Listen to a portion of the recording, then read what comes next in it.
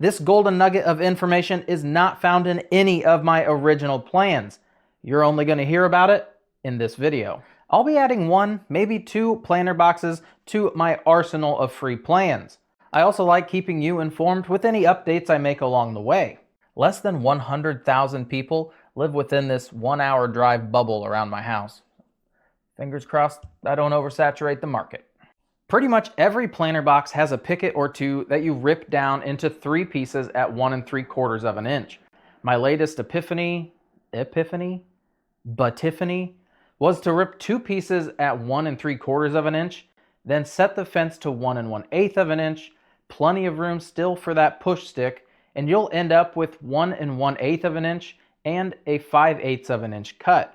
This additional cut accomplishes 2 things. First, it takes into account the thickness of your picket so that when you make your legs, you don't... Aesthetically, it makes your legs perfectly square because you're taking off that 5/8 of an inch thickness to have beautiful legs. Don't we all wish we had beautiful legs? You do have beautiful legs. And with that 5/8 of an inch sliver, you can cut it down to create a support system for the bottom of your planter instead of nailing through the sides. And it adds a tremendous amount of support. Let's go over each plan and discuss the changes. If you have the plans printed out, it'd be a good idea to grab a pencil and just jot down some notes. Picket number 1. You have all of this waste if you want to put a bottom in it. It's a very small box. You can't even stand in this box, it's so small. But you have all this waste. If you want to build in a little ledger support, you can. The 4x4 post planter, I don't know why they're reversed on here. This video, I put the 4x4 in, it just goes straight up. This video actually shows you how to make it into like a mailbox, or if you wanted to have a hanging basket. This video is a mailbox planter. Same exact build, you're just doing some more fancy stuff to the tops, and that's basically what I cover in the video. This does not have a support system. You can screw the bottom boards into those 2x4 pieces that come through, but if you wanted to cut down a piece for a support, you've got all kinds of waste. It can just be a 5/8 inch sliver. It doesn't have to take up 1 3/4 inches because you're losing that much more space inside your planter box, which is already quite shallow because of the 2x4 and 4x4 and extra stuff that we've added in. So cut one of these extra slivers down, boom. The raised garden bed is just a beefed up version of the shorter long planter box. It's got a little bit wider legs. You could take 5/8 of an inch off of 4 of them if you wanted them to match and be more square. Same goes with this. Again, 3 pickets cut into 1 3/4 of an inch. These are going to be the legs. You just make that additional rip cut. Both of them do have a 1 3/4 inch support underneath them already, so that extra board is just waste if you want to use it on a different project. I would leave them beefed up because this is a lot more dirt weight than the other boxes are going to have, so a little bit bigger support, not really a bad idea. The pyramid planter, you put it on the ground, you fill it up with dirt. You just fill the cavities and the dirt sits there and it just mounds up. It's a big mound of dirt. It's gravity. It'll hold it there. This doesn't need a support system. It is a support system.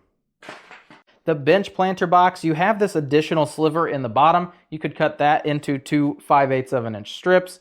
You also have these 2 spots. You could rip them down as well. For this box, because of its construction, if this was, you had your little picket, adorable little arms sticking out, and this is the back, you have this box. I would recommend putting a piece here, and then if anything else, at least a smaller strip right there so that they nail together, or if you even wanted to put a piece between them to add support. I would do that with the scraps or a piece all the way down, as long as this piece it's plenty long to give you a full strip. And again, leaving them at 5/8 of an inch because you don't have that much space inside. This is only 1 picket tall. It's for, smaller decorative flowers. The trio set follows that same rip your picket into 3 equal 1 3/4 inch pieces. So the very first picket, the 4th picket, and the 6th picket, those are all pieces that contain strips for the legs. Just rip one of those strips to 1 1/8, have that extra 5/8 of an inch sliver. The taller box already has a support system. You just have to build it for the other two. The 3 Picket planter we're about to cover, it actually has the plans. The tiny baby box, you don't need it, but it does stop you from having to nail through the sides. Our final planter box is the 3 Picket planter.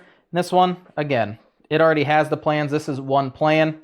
It shows you how to update your Picket to have that extra 5/8 of an inch rip down. You could download just this plan. It's called the Better Picket planter. You'll see it on the website. It shows you how to get that sliver. And now you know, with one additional cut, you're gonna improve the boxes overall, aesthetically, structurally, looking good. Last year, my top selling boxes were the shorter long planter box, the raised garden bed box, and I would say the 4x4 post did very well. Those were mostly bulk orders where they're getting 4 to 8 of them to put in their backyards. And then it would be like box number C, that taller planter box. The 3 Picket planter didn't perform as good as it did the first year. Again, I do have a wider variety of boxes last year than the year before, so that might take into effect why that had happened. I'll put a link in the description of a few videos that cover selling tips, which stains to use, some jigs that you can make to make your life a little easier. There's a couple different videos we have out to just maximize your proficiency in making Picket planters so you have a little more time to spend inside eating dinner. If you like this video, give it a like. I would enjoy that quite well. Again, all the marketing photos are free to use. I'm going to try to convert them over to the Who's the Voss channel. I don't know how to use Wix to download multiple files in a single purchase, which is free. I don't know how to do that. I have to either figure that out, or we're going to have to add them all separately. Hopefully the link is to the Who's the Voss channel and not that shady website that I used to use for my plans. Thanks for watching. Go build some planter boxes. It's almost March.